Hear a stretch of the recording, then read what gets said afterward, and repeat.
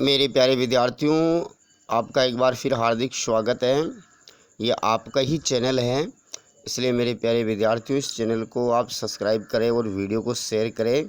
यह आपके लिए ही बनाया मैंने, ठीक है ना। आपकी शिक्षा व्यवस्था को सुधारने के लिए, शिक्षा के प्रचार प्रसार के लिए, आपको ऑनलाइन गुड कंटेंट देने के लिए ही इस चैनल को बनाया गया है। इसलिए आप इस चैनल को ज़्यादा से ज़्यादा सब्सक्राइब करें ताकि मैं आपके लिए अच्छे अच्छे वीडियो अपलोड करूं, क्योंकि मुझे एनर्जी आपसे मिलती है। इसलिए आप सब्सक्राइब करेंगे तो मुझे ज़्यादा एनर्जी मिलेगी, और ज़्यादा एनर्जी मिलेगी तो मैं आपके लिए बहुत ही अच्छे वीडियो लाऊंगा, क्योंकि किसी भी साधन को चलाने के लिए एनर्जी, ऊर्जा की आवश्यकता होती है। तो मुझे भी आपसे एक ऊर्जा मिलेगी, उससे मैं बहुत प्रभावित होऊंगा और आपको मैं हार्दिक बधाई धन्यवाद दूंगा, ठीक है। तो आप अपने चैनल को सब्सक्राइब करो, ये आपका ही चैनल है, ठीक है ना। मैं तो केवल एक माध्यम हूँ, आप है मुख्य नायक इस चैनल के, इसलिए आप इसको सब्सक्राइब करना और वीडियो को शेयर करना। चलिए, आपकी जो संस्कृत का पेपर है 17 मई 2022 वाला, उसके कुछ इम्पोर्टेंट प्रश्नों के ऊपर हम चर्चा कर लेते हैं। तो पहला देखिए प्रश्न, यहाँ पर आप देखिए स्क्रीन के ऊपर मैं आपके लिए लाया हूँ, क्योंकि इस प्रकार का प्रश्न आपके परीक्षा में पूछेगा। वो ये कह रहा है, देखिए उदाहरणानुसारम पदानि पृथक कुरुतः, एक उदाहरण दिया हुआ है। इसके आधार पर आपको पदों को पृथक करना है दूसरे पदों को। जैसे समुद्र आसाध्य, तो समुद्र, देखिए समुद्र आसाध्यम में समुद्रम प्लस आसाध्य, इनको अलग कर दिया। तो इसी प्रकार से आपको बाकी अन्य पदों को पृथक करना है। तो देखिए इसमें माधुर्यमेव है तो माधुर्यम प्लस एवः, ठीक है ना। अल्पमेव तो अल्पम प्लस एवः, सर्वमेव तो सर्वम प्लस एवः, देवमेव तो देवम प्लस एवः, ठीक है ना। महात्मना मुक्ति तो महात्मना नाम उक्ति ही, ठीक है ना। महात्मना नाम उक्ति ही, ठीक है ना। ऐसा मुक्ति मत लिख देना, ये उक्ति हो जाता है, ठीक है, संधि विच्छेद करने पर। इसी प्रकार से विपदा मादा वेव, तो विपदाम प्लस आदव प्लस एव, यहाँ पर यण संधि हो जाती है, ठीक है ना। इस प्रकार से आपको हल करना है। उसके बाद देखिए आपके वस्तुनिष्ठ प्रश्न आपसे पूछे जाएंगे। तो यहाँ पर देखिए कुछ वस्तुनिष्ठ प्रश्न आपकी तैयारी के लिए मैं लेकर के आया हूँ। तो पहला प्रश्न है, सिंहस्य नाम है किम आसीत, सिंह से जो शेर था उसका नाम क्या था, खरनखर था, ठीक है ना, खरनखर था। उसके बाद देखिए श्रृगाल से नाम है किम आसती, तो श्रृगाल का नाम, गिद्ध का नाम क्या था, दधिपुष, द में लिखा हुआ है तो द सही हो जाएगा, इसमें ब सही हो जाएगा। गुहा, तीसरा गुहायाम कस्य पद पद्धति प्रविष्टा दृश्यते, तो गुहा के अंदर किसके पद जाते हुए दिखाई दिए। तो आपको पता है सिंह के, सिंहस्य, ठीक है ना। सिंहस्य में कौन सी विभक्ति है, सिंहस्य में कौन सी विभक्ति है, षष्ठी विभक्ति है, ठीक है ना। और सिंह शब्द किसकी तरह चलता है, राम शब्द की तरह चलता है, ध्यान रखेंगे मेरे प्यारे विद्यार्थियों। उसके बाद देखिए चौथा, कस्य वाणी कदापि न श्रुता, किसकी वाणी कभी भी नहीं सुनी है। तो चौथे में तो क्या हो जाएगा, बिलस्य, आपके पाठ का नाम है ना, बिलस्य वाणी कदापि मैंने श्रोता, ठीक है ना। तो बिल की वाणी कभी भी नहीं सुनी है। उसके बाद देखिए पांचवा जो है, दृष्टवा पदे क प्रत्यय, देखो दृष्टवा, दृष्टवा, अब दृष्टवा में क्या है, दृष्टो धातु है। अरे भाई दृष्टो क्या है, धातु है कि नहीं है, ठीक है ना, दृष्टो धातु है।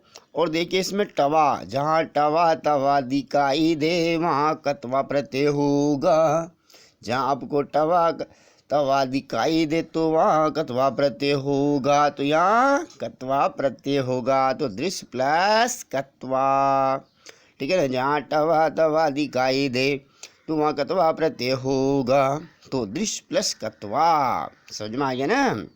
तो इसमें है पांचवे में कत्वा प्रत्यय, समझ में आ गया। अब देखिए छठे को देखिए, अचिंत्यत इति पदे क लकार है, अचिंत्यत, अ जहाँ मिल जाए तो आपको अनुमान लगा लेना है, अ किसमें होता है।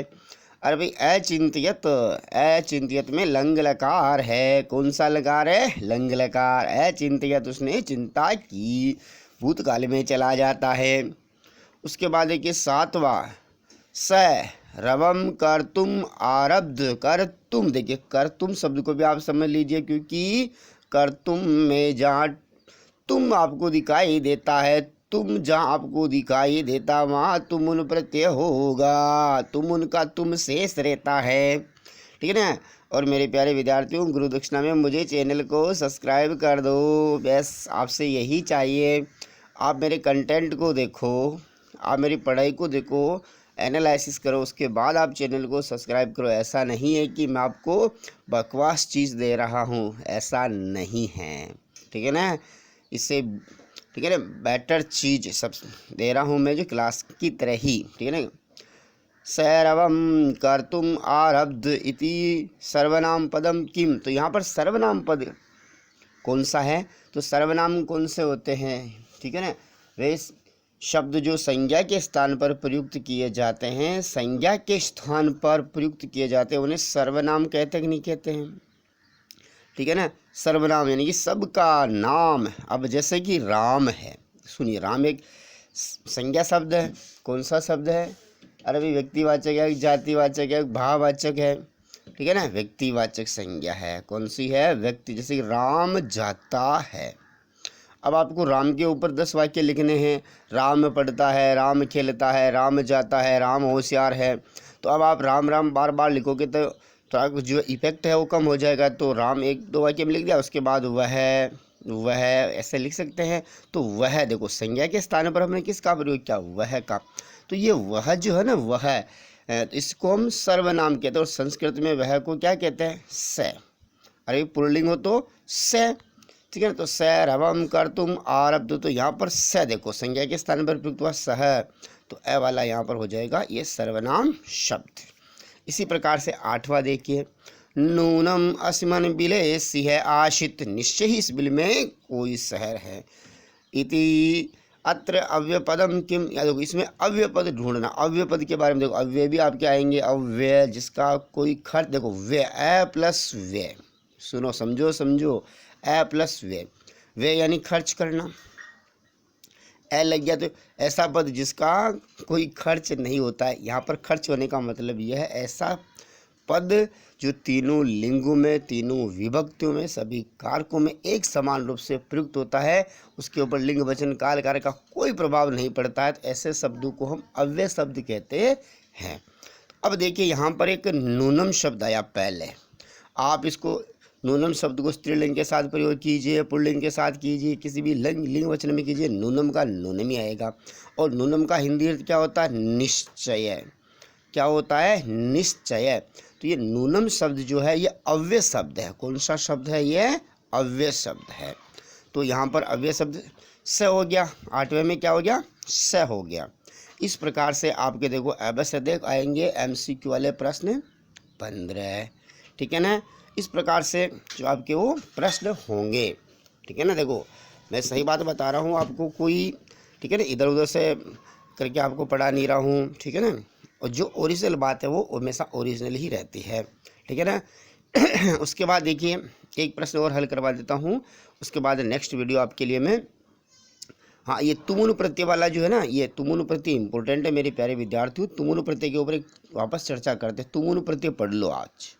ठीक है ना। और इसके बाद में अगले वीडियो में ये सारे बाकी वाले प्रश्न अपलोड करूँगा। अभी मैं थोड़ा अर्जेंटली स्कूल का काम, इसलिए ये फटाफट ये आपको 3-4 प्रश्न समझा के जा रहा हूँ। और अपने चैनल को ज़्यादा से ज़्यादा सब्सक्राइब करो यार भाई, मुझे मज़ा तभी आएगा जब अपने सब्सक्राइबर होंगे, व्यूवर्स ज़्यादा होंगे। ठीक है ना। आपको मैं इसे भी ठीक है ना और अच्छे वीडियो लाऊंगा। जो शेष पार्ट बचे ना, ठीक है। तो देखिए तुमुन में तुम शेष रहता है। क्या बचता है? तुमुन का तुम शेष रहता है। किसी भी वाक्य में आपको क्या दिखाई दे? लास्ट में तुम दिखाई दे, तो वहाँ समझ लेना तुमुन प्रत्यय। आप ऐसा नहीं कि किसी शब्द के अंदर में न दे करके आप वहाँ तुमुन कर दो, नहीं करना है। जहाँ पर देखो न की भी और बताओ, जैसे खादन लिखा हुआ है, खादन, और यहाँ पर तुमुन भी आ गया, एक स्त्री प्रत्यय भी लिखा हुआ है। तो देखिए जहाँ पर खादन न, अब तो यहाँ पर आपको कौन सा प्रत्यय करना? स्त्री प्रत्यय करना, ध्यान रखना है। ठीक है। आप यहाँ तुमुन कर दे तो देखो क्री प्लस तुमुन में तो कर तुम, देखो कर तुम में तुम शेष बचा हुआ है। दा धातु में तुमुन प्रत्यय जुड़ा तो दातुम हो गया। क्या हो गया? दातु में।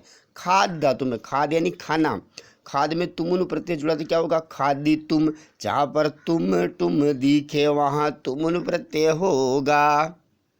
उसके बाद देखिए पठ, पठ यानी पढ़ना, पठ प्लस तुमुन तो पढ़ी, पठित तुम पढ़ने के लिए, हाँ ठीक है ना। लिख प्लस तुमुन तो लिखी तुम, गम प्लस तुमुन तो गन तुम, हाँ इसमें ध्यान रखेंगे गन तुम में, ठीक है ना। गम प्लस तुमुन घन, घन तुम हो जाएगा जाने के लिए। तो अब और देखो तुमुन प्रत्यय के ऊपर थोड़ी सी चर्चा और करते हैं। तुमुन में तुम शेष रह गया, और तुमुन प्रत्यय का जो प्रयोग होता है किसके अर्थ में किया जाता है, तो के लिए के अर्थ में किया जाता है। किसके अर्थ में, के लिए के अर्थ में किया जाता है। जैसे कि तुम्हें खाना, सॉरी, ये पुस्तक पढ़ने के लिए, ठीक है ना, यह पुस्तक पढ़ने के लिए, तो यह पुस्तक, पुस्तक कौन सी है, स्त्रीलिंग शब्द अग्नि है, तो सा पुस्तकम पठितुम, समझ में आया ना। तो ये पुस्तक पढ़ने के लिए, सा पुस्तकम पठितुम, तो यह देखो पठितुम आया, ठीक है ना, समझ में आया, क्योंकि ये पुस्तक पढ़ने के लिए है। तो समझ में, इस प्रकार से छठा प्रश्न देख लेते हो।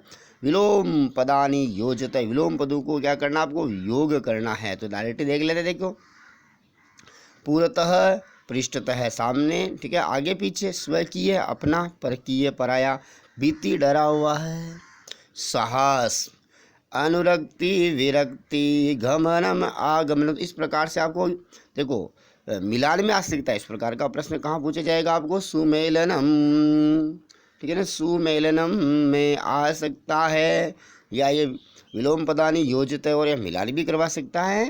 तो इस प्रकार से अभी के लिए इतना ही। बाकी जो शेष प्रश्न और मेरे साथ पूरी की पूरी लिस्ट है, पूरा PDF है मैंने बना रखे आपके लिए, मैं वो कुछ समय बाद ये वीडियो अपलोड करूँगा।